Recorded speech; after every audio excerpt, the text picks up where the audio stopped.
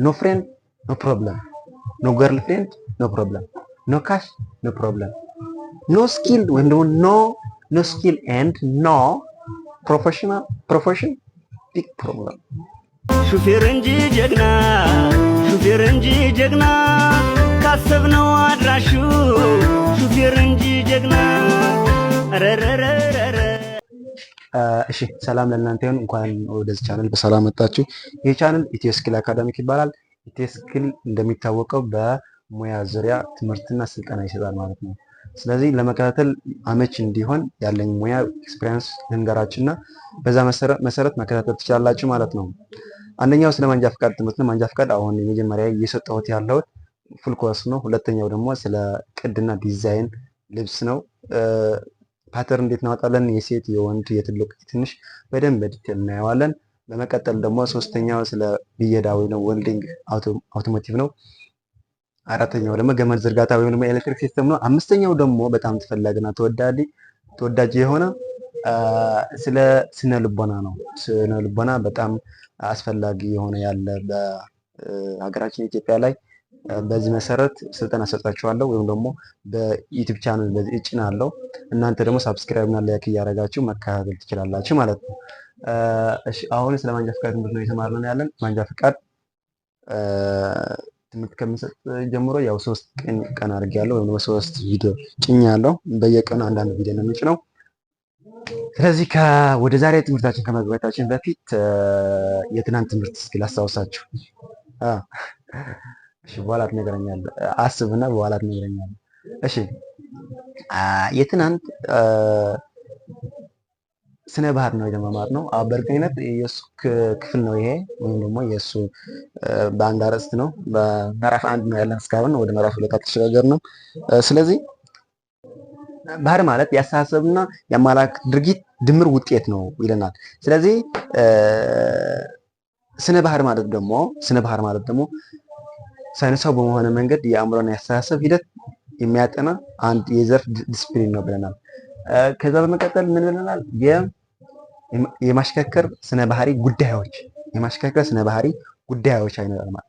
የማሽከርከር ስነ ባህሪ ጉዳዮች የሚባሉ በትላልቅ 3 ዋና ይከፈላሉ። አንደኛው ዝግጁነት ወይ ደግሞ ዝግጁ መሆን ማለት ነው። ለማሽከርከር ዝግጁ መሆን፣ ከራስህ ጋር ጤነኛ መሆን፣ ለማሽከርከር ጤነኛ መሆን፣ ከዛ ከአልኮል ነፃ መሆን አለብህ። በአንጻር መኪና ደግሞ መኪናችንን መፈተሽ፣ ለማሽከርከር ዝግጁ ማድረግ፣ የተለያየ ነገር ዘይት ሊሆን ይችላል፣ ጎማ ሊሆን ይችላል፣ ሌላ ቼክ ማድረግ፣ ከአንጻር አካባቢ ደግሞ የትራፊክ ሁኔታ ቼክ ማድረግ፣ መቼ የትራፊክ መጫነቅ እንደሚያጋጥም፣ መንገዱስ እንዴት ነው፣ ኩርባባማ ነው ወይም ደግሞ ይሄ ዚግዛግ ነው ወይም ደግሞ ዝናባማ ነው። እነዚህ በእንትናችን ሳንሄደው በጭንቅላታችን ማየትና ምን ማድረግ አለብን? ቪዥዋላይዝ ወይ ደግሞ ለሱ ዝግጁ መሆን ማለት ነው። ከዛ ደግሞ ሁለተኛ መነቃቃት ነው። መነቃቃት ማለት የክህሎትና የብስለት የጋራ ውጤት ነው። ከዛ መረጃ መሰብሰብ ነው። መረጃ መሰብሰብ ደግሞ በውስጡ 3 ይዟል። ሀና ለሐ ብለናል ወይም ደግሞ ሐመርሃ ብለን ይዘናል። መገንዘብ ነው ወይም ደግሞ መገንዘብ የሆነ ነገር መገንዘብ ወይም ደግሞ ማየት በህዋስ አማካኝነት አድርገን ወደ አእምሯችን የመላክ ሂደት ማለት ነው። በማየት በማሽከርከር ላይ በማየት ከ80 እስከ 90% ይሸፍናል ማለት ነው። ስለዚህ በማሸት ሊሆን ይችላል፣ በመዳሰስ፣ በመስማት የተለያዩ ነገሮች በህዋሶች አማካኝነት የምንሰማው ኢንፎርሜሽን ወደ አንጎላችን ወይም ደግሞ ወደ አእምሯችን መላክ ማለት ነው። ስለዚህ ሁለተኛው ደግሞ ትኩረት ነው። ትኩረት መስጠት የመጣን ኢንፎርሜሽን ሰውን አይል እንችላለን፣ መኪና ላይ እንችላለን፣ ብዙ ነገር ማየት እንችላለን። ስለዚህ በትኩረት የሚያስፈልገን ነገር የመምረጥ ሂደት ምን ይባላል? ትኩረት ማለት የመምረጥ ሂደት ማለት ነው። ከዛ መገንዘብ ማለት ማስተዋል ማለት ምን ማለት ነው? በትኩረት የተመረጠ ነገር በትኩረት የተመረጠ ኢንፎርሜሽን ወደ ተግባር ወደ አክሽን መቀየር ማለት ነው። ለምሳሌ አጠር ባለ መረጃውን ቀይ መብራት ሲበራ በማየት በመገንዘብ ወደ አእምሯችን ልከና አእምሯችን ደግሞ ምን ያደርጋል? በትኩረት መርጦ ቀይ መብራት በርቶ እንደሆነ መልእክት ያስተላልፋል። በማስተዋል ለምን ያደርጋል? አክሽን ይሰጣል ወይም ደግሞ ምን ያደርጋል ማለት ነው? ድርጊት መስጠት ማለት ነው። ተፈላጊውና ዋናው ድርጊት መስጠት ወይም አክሽን መስጠት ማለት ነው። ከዛ የባህሪ መለወጥ መንስኤዎች በስልጠና ሊለወጥ ይችላል፣ በአካባቢ ሊሆን ይችላል፣ የኃይለ ስሜት ሊሆን ይችላል፣ በስልጠና ሊሆን ይችላል። በእነዚህዎች ባህሪ ሊለዋወጥ ይችላል ማለት ነው። ስለዚህ እነዚህ ትናንት አይተን ነበረ። ወደ ዛሬ ትምህርታችን እንግባ እንሄድ። እሺ ዛሬ ትምህርታችን የአሽከርካሪዎች ሙያና ስነ ምግባር። አሁን እንዳይንታታችሁ ባለፈው ስነ ምግባር ነው፣ ባለፈው ስነ ባህር ነው። ቅርታ ስነ ባህሪ። ባህር ማለት ምን ነው? ስነ ባህር ማለት ምን ማለት ነው? ለማንኛውም ስነ ማለት ሰናይ ጥሩ ነገር ማለት ነው። በቃ ኔጌቲቭ የሌለውም አይነት ማለት ነው። ስለዚህ ዛሬ የምናየው የአሽከርካሪዎች ሙያ እና ስነ ምግባሮች ነው። ስለዚህ ወደዚህ ዲቴል ከመግባታችን በፊት የምናደርግ መሰላችሁ ሙያ ማለት ምን ማለት ነው? ወይ ደግሞ what does means profession ፕሮፌሽናል ሲሆን ሙያውን የሚሆነው ምን ማለት ነው? ሙያ ማለት ምን ማለት ነው? ሙያ ማለት በህብረተሰቡ ዘንድ የተወደደና የተከበረ የስራ መስክ ነው።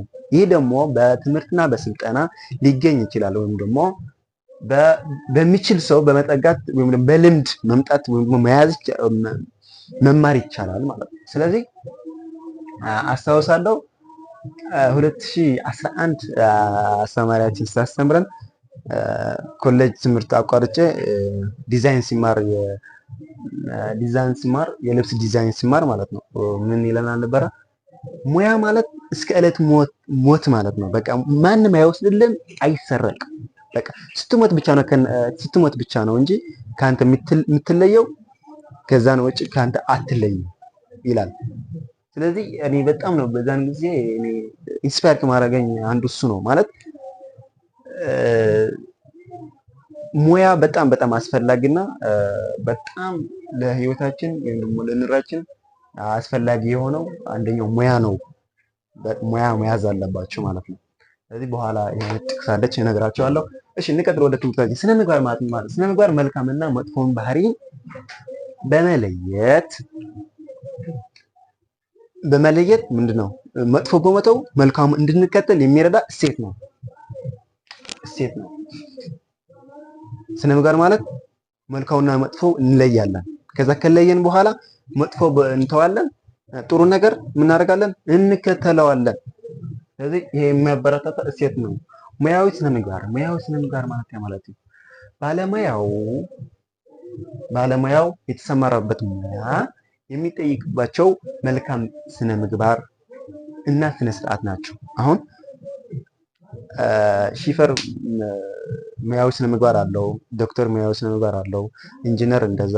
ሁሉም በየሙያው የሚጠይቀው መልካም ስነ ስርዓት አለው ወይም መልካም ባህሪ አለው፣ መልካም ስነ ምግባር አለው። ስለዚህ በየሙያው ሊላይ ይችላል፣ ብዙ አይላይም ግን ሊላይ ይችላል። በዚህ በሙያዊ ስነ ምግባር እንደ ስነ ልቦና አስተማሪ ይሄ አጥር አድርጌ ነው ያመጣሁት፣ ግን ለብቻው ቪዲዮ ሰራለሁ።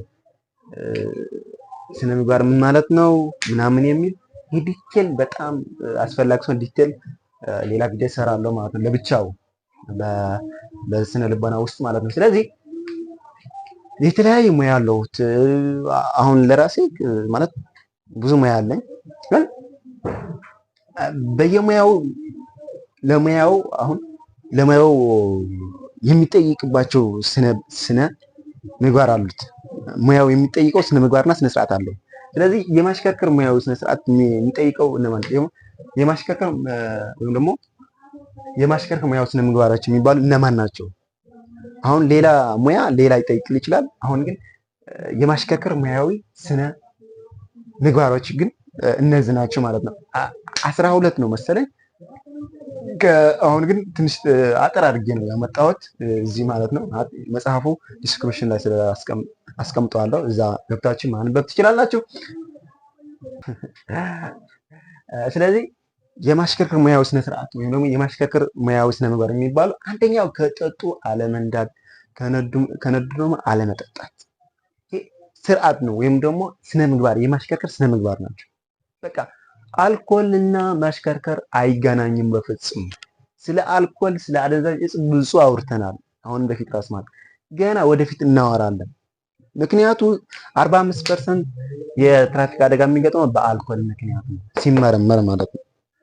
እሺ በእንቅልፍ ውስጥ ወይም በተረበሸ ስሜት ውስጥ ሆኖ አለመንዳት፣ በእንቅልፍ ውስጥ ወይም ደግሞ በተረበሸ ሁኔታ በተረበሸ ስሜት ውስጥ ሆኖ አለማሽከርከር። እንቀጥል። የተሳፋሪ ደህንነት መጠበቅ፣ የእነሱ ደህንነት ጠብቀህ መሽከርከር አለ። የተሽከርከር ቴክኒክ መፈተሽ ከጉዞ ከመጀመርክ በፊት። ይሄ ማለት ነው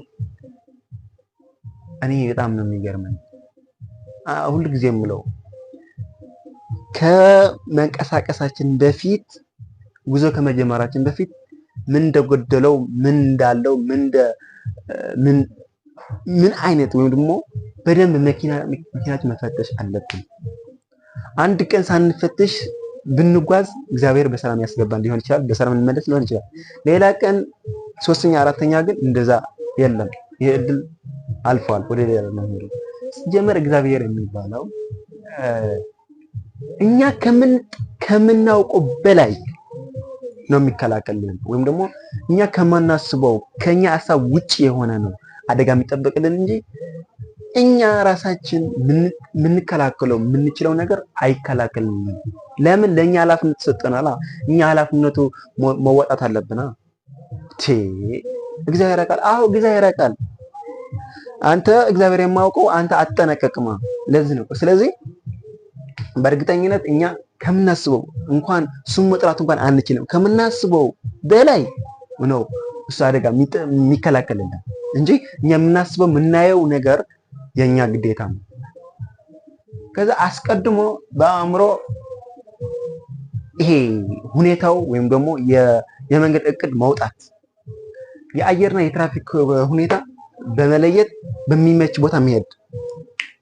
አሁን ቦታው 2-3 አይነት መንገድ ሊኖረው ይችላል። ስለዚህ ምን ማድረግ አለብህ? መጀመሪያ በዚህ ይሻላል አድርገህ መጀመሪያ ላይ ቪዥዋላይዝ ወይም ደግሞ ምን ማድረግ አለብህ? መጀመሪያ ላይ ማሰብ፣ አስበህ ከዛ ወደ ተግባር መግባት ማለት ነው። ለይተህ መሄድ ማለት ማወቅ ማለት ነው። የትራፊክ እንቅስቃሴ የበዛበት ቦታ እየተካብ ነው፣ አደጋ የደረሰበት ቦታ እየተካብ ነው፣ ኩርባማ መዝማዛ የሆነ ቦታ እየተካብ ነው። እዚህ ቪዥዋላይዝ ወይም ደግሞ አስበህ በደንብ አድርገህ መጀመሪያ መሄድ አለብህ። ከዛ ለትራፊክ ህጎች ደንብ ተገቢ ምላሽ መስጠት፣ ቀይ ሲበራ ተጦማል፣ አረንጓዴ ሲበራ መሄድ። እነዚህዎች ቅድሚያ መስጠት ካለበት ቅድሚያ መስጠት፣ የፍጥነት ወሰን ማክበር። እነዚህ በሀገራችን ኢትዮጵያ በጣም ዝም ብሎ በህግ ላይ ነው የተቀመጡት፣ በተግባር የለውም መባል ይቻላል። የህግ ገደብ ወሰን ማለት ነው። የፍጥነት ገደብ ወሰን ማለት በጣም ማለት ነው። እኔ በጣም ነው በዚህ የሚገርመኝ ማለት ነው። ስለዚህ ምን ማድረግ አለብን? እነዚህ ማክበር አለብን። ስለዚህ መልካም የሆኑ አሽከርካሪዎች ባህሪን ማሳደግ፣ መልካም የሆኑ የማሽከርከር ባህሪ ማሳደግ። ስለዚህ እንዴት አድርገን ነው የምናሳድገው? 2 ነጥቦች አሉ። አንዱ የማሽከርከር ስህተቶች ልምድ ያለማድረግ። ስህተት ሊያጋጥም ይችላል። ስለዚህ ልምድ ያለማድረግ፣ ይህን ስህተት ዛሬ ያጋጥማል ነገ እንዳያጋጥም ብለህ እንትና ማድረግ አለበት ወይም ደግሞ መቀየር አለበት። ስለዚህ መልካም አሽከርካሪ ለመሆን የሚረዱ 2 መሰረታዊ ነጥቦች አሉ ብለናል። እሱ ደግሞ አንደኛው የማሽከርከር ስህተቶች ልምድ ያለማድረግ።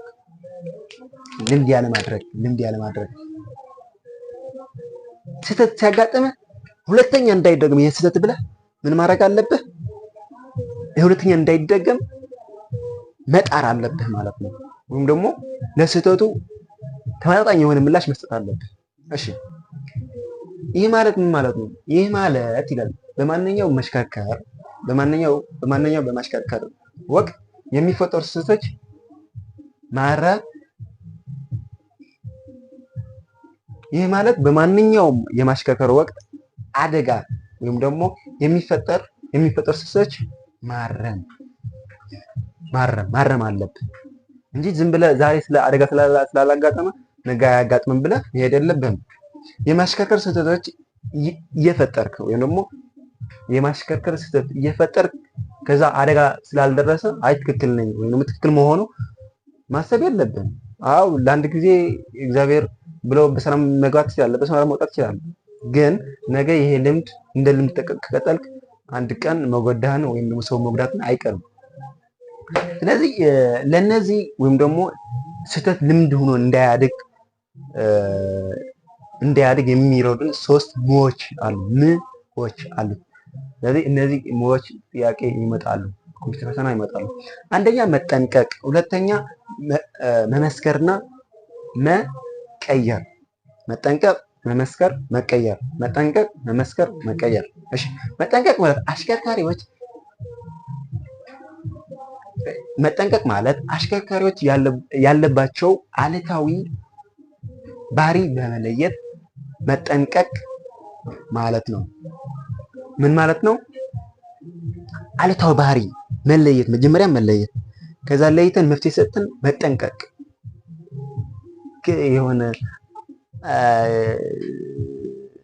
ይሄ ሲባል አላስፈላጊ ባህሪ የሆነ ዝም ብሎ መክለፍለፍ፣ በቃ ያልሆነ ባህሪ ካለን ይሄ ለይተን አውቀን ከዛ በዚሁ መሰረት መጠንቀቅ።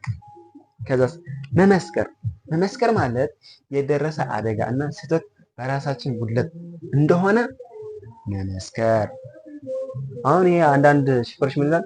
እከሌ እንደዛ አድርጎ ጥሩምባ ክላክ እያደረገ ስለመጣኝ ነው፣ ፍጥነት እንደዛ ስለነበረው ነው እኔ እንደዛ ወደዛ የገባሁት፣ ወይም እከሌ የገጨሁት፣ ወይም ደግሞ ለአንተ የገጨሁት እንደዛ ስላለኝ ነው፣ ወይም እንደዛ ስላደረገኝ ነው፣ ወይም ይሄ ጥበበኝ። ስህተቱ የኛ ነው ብለን አምነን መመስከር፣ ለራሳችን መስክረን ምን ማድረግ አለብን? ማስተካከል አለብኝ ማለት ነው። እቺ ሁሉ ጊዜ ማያት እየጠፋች ስላስቸገረችን ነው፣ ይቅርታ። ከዛ መቀየር፣ ጭራሽ ይሄ አሽከርካሪዎች ያላቸው መጥፎ የማሽከርከር ባህሪ በማወቅ ያዙት፣ በማወቅ መለየት፣ በጊዜ ሂደት ምን ማድረግ አለበት? መቀየር አለበት። መጥፎ ባህሪ ማለት ነው። በየሂደት ጊዜ መቀየር አለበት። 3 ሞዎች፣ አንደኛ መጠንቀቅ፣ መመስከር እና መቀየር። እነዚህ 3 ሞዎች ወይም ደግሞ አላስፈላጊ ባህሪ ወይም ደግሞ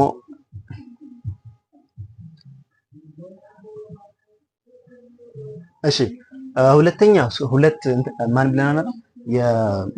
እቺ ይታለች። አዎ፣ የማሽከርከር ባህሪ ማሳደግ አንደኛው ብለናል። አንደኛው ምን ብለናል? የማሽከርከር ስህተቶችን ልምድ ያለማድረግ 3 ሞዎች አሉት ብለናል። ሁለተኛው ደግሞ ለአላስፈላጊ ባህሪ አይደለም፣ ለአላስፈላጊ አሽከርካሪ ባህሪያን የሚያጋለጡ ነገሮች ማስወገድ። ለአላስፈላጊ የማሽከርከር ባህሪ የሚያጋልጡ ነገሮች ማስወገድ። በዚህ በሁለቱ እንትና ማድረግ ይቻላል። ወይም ደግሞ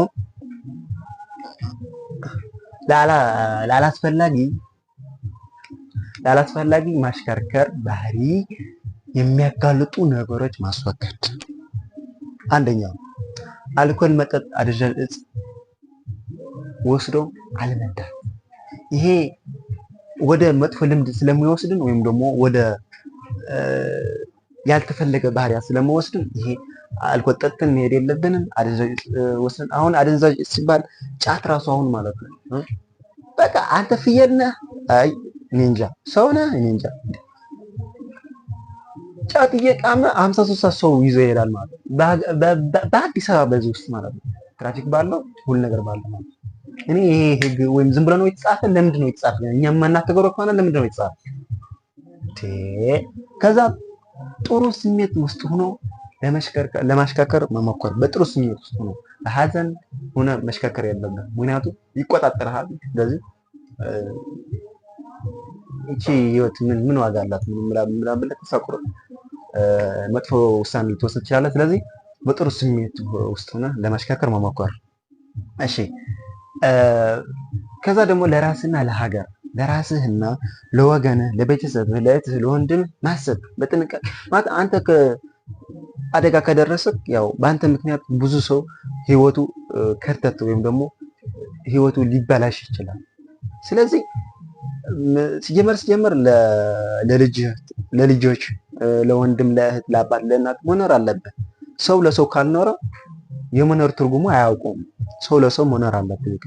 ስለዚህ ለነዚህ እያሰብክ ለራስ ባታስብ እንኳን ለነዚህ እያሰብክ ምን ማድረግ አለብህ? በጥንቃቄ መንዳት አለብህ፣ ወይም ደግሞ በጥንቃቄ ለማሽከርከር መቻል ማለት ነው። እሺ ከመንገድ ተጠቃሚዎች ጋር ውጤታማ የሆነ የመግባባት ክህሎት መዳበር ሲሆን ያው ከሌሎች ጋር የመግባባት ክህሎት ወይም ደግሞ መንፈሳዊ ግንኙነት መኖር አለበት ማለት ውጤታማ የማሽከርከር ክህሎት ውጤታማ የማሽከርከር ክህሎት የሚባሉ እነዚህ ናቸው። አንደኛ መቻቻል ማለት መቻቻል ሳይሆን ደግሞ መቻል አለበት። አንድ ሰው ከቻልከው ሌላ ቀን ይችላል፣ ወይም ደግሞ እግዚአብሔር ደግሞ ለአንተ የሚችል ሰው ይልክልሃል። ስለዚህ መቻቻል አለብህ፣ መቻል ደግሞ አለብህ።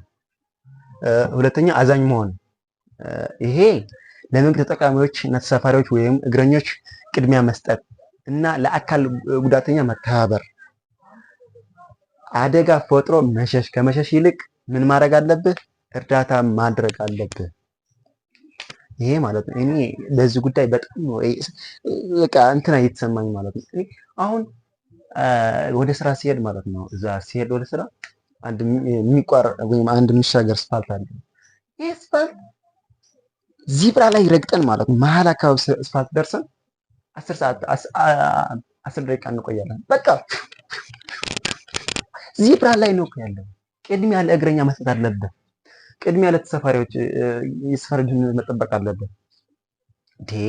ቅድሚያ ለአካል ጉዳተኛ፣ ለትልቅ ሰው፣ ለተማሪዎች፣ ለትናንሾች፣ ለልጆች እንኳን ዚብራ ደቅቶ ዚብራ ሲረግጥ ዚብራ አካባቢ ከቀረበ ወይም ደግሞ እዛ አካባቢ ከተገናኛቸው አሽከርካሪ ጥጦ አድርጎ መኪናው አስቆሞ ያው ሰው ማለፍ አለበት። ከዛ በመቀጠል ደግሞ አደጋን ፈጥሮ መሮጥ። አሁን ሰው ገጭቶ ስትበር ምን እንደሚያጋጥም አታውቅም እኮ ራስህ ልትሞት ትችላለህ እዛ ሄደህ ማለት ነው። ስለዚህ ለምንድን ነው ሰው ገጭተን የምንሮጥ?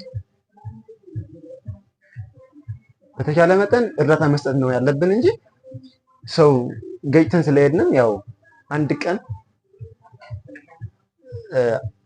ሁሉ ጊዜ ጥሩ አይመጣም።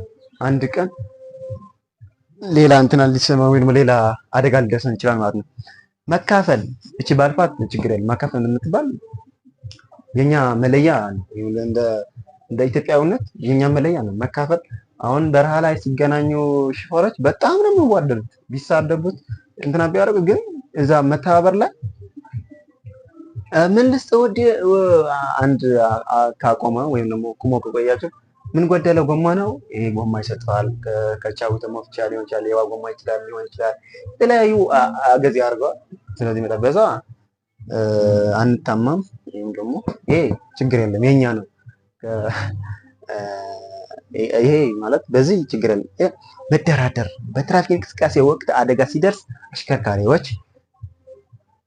ተግባብቶ መፍታት የሚችል ከሆነ መፍታት፣ የማይችል ከሆነ ደግሞ ወደ ትራፊክ መደወል ወይም ደግሞ ወደ ትራፊክ ፖሊስ መመልከት ነው። ግን በተቻለ መጠን ደግሞ በራስህ ተግባብተን ለመፍታት መሞከር አለብን የግድ ማለት ነው። እሺ ከዛ የአሽከርካሪዎች የአሽከርካሪዎች አላስፈላጊ ባህል ያዙት። ቸለልተኝነት። እኔ ይሄ በጣም ነው የሚገርመኝ። ቸለልተኝነት፣ ለትራፊክ ደንቦች፣ ህጎችና ተገቢ ምላሽ አለመስጠት፣ የትራፊክ ፖሊስ ከሌለ ህግ አለማክበር። ይሄ በጣም ነው የሚገርመኝ ማለት ነው። ይሄ በጣም ነው የሚገርመኝ።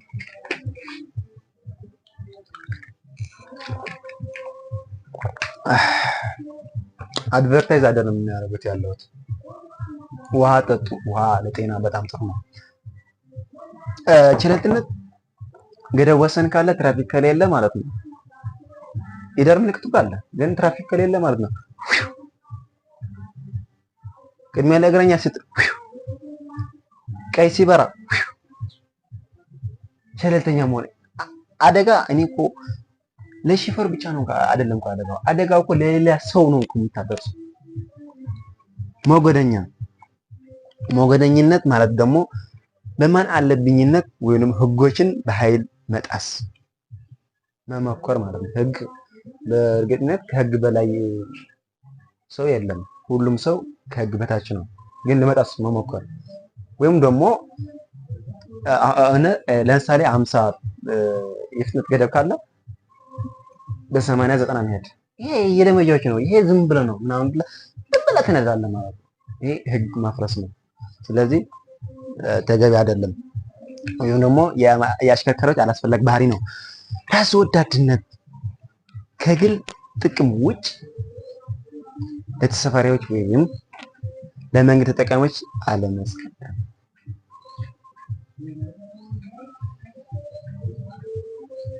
አሁን ለግል ጥቅም ብቻ ይሄ ሰዎች እንደ እህል እንደዛ ያደረጉ እንደ አሸዋ መልጠው ማለት ነው። የነሱ ድህነት ሳትይዝ በቃ የራስ ብቻ ነው የምታይ፣ ብር ብቻ ነው የምታይ። እንደዛ መሆን የለበትም። ምን ማድረግ አለብህ? የነሱ ምቾት ይዘህ የነሱ ኃላፊነት የነሱ ደህንነት በራስ እንደሆነ ምን ማድረግ አለብህ? ማሰብ አለብህ። ካልሆነ አላስፈላጊ ባህሪ ነው። ትኩረት ለመሳብ መሞከር ይሄ ነገር በጣም ትኩረት ለመሳብ መሞከር። በተለይ እንደኔ እድሜ ያላችሁ ከ20 እስከ 29 ምናምን ባጭሩ ትዳር ያላረጋችሁ። ምክንያቱም ትዳር ማለት በጣም ከባድ ስላችሁ አልገባሁትም፣ ግን ሁሉም ጥናት ሲያደርግ ትዳር ያደረገ ሰው ሴት ይሁን ወንድ እንደዛ አድርጎ ነው የሚሄደው። እኔ እንጂ ለምን እንደሆነ አላውቅም፣ ምን እንዳለ ምን አይነት ስርዓት እንዳለ ቲኔጀር ወይም ደግሞ እኛ ወጣቶች እንደዛ ደህና ነው እንዴት ነው ሰላም ነው እቲ። ስለዚህ ምን አለ መሰላችሁ አንድ አሮጌ መኪና ይዞ እየሄደ ያለ ሰው ደግሞ በቃ ትኩረት ለማሰብ ፍጥነት ጨምሮ ዘመናዊ መኪና ይዞ ይበራል ማለት ነው። በቃ አለ ቺክ ምናምን ካየ ደግሞ በቃ ለሷ ትኩረት ለማሰብ በቃ አንዳንድ ፍጥነት መጨመር ምናምን።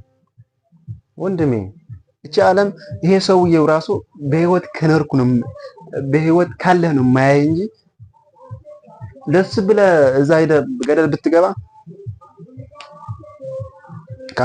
ካንተ ህይወት በኋላ ህይወት ይቀጥላል ማለት ነው። ስለዚህ እንደዛ ማድረግ የለብህም።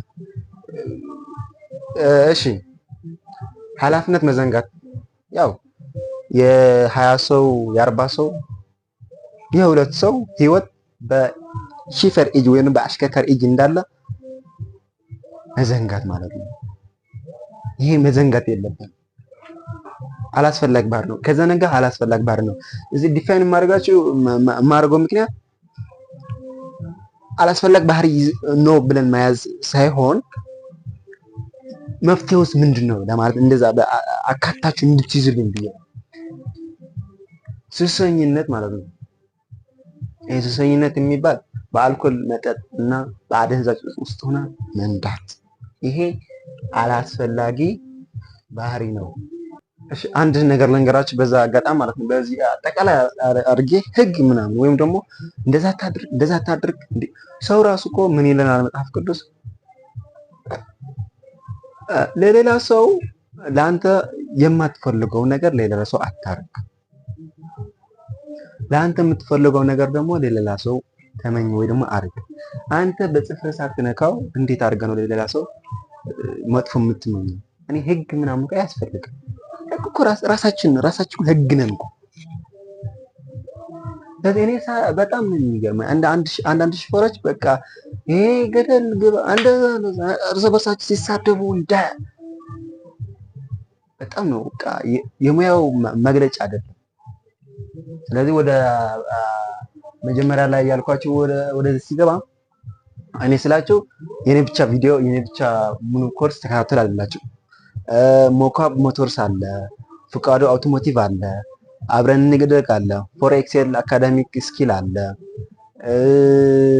ብዙ አሉት ዩቲዩብ ላይ ማለት እዛ ገብታችሁ ማየት መማር አለባችሁ እንጂ የኔ ብቻ ወስዳችሁ ፈተና መውሰድ ውሰድ አለላችሁ። ስለዚህ ቢያንስ ኮምፓየር ማድረግ አለባችሁ። ጨመቅ አድርጋችሁ የሚጠቅማችሁ መውሰድ አለባችሁ። ስለዚህ እቺ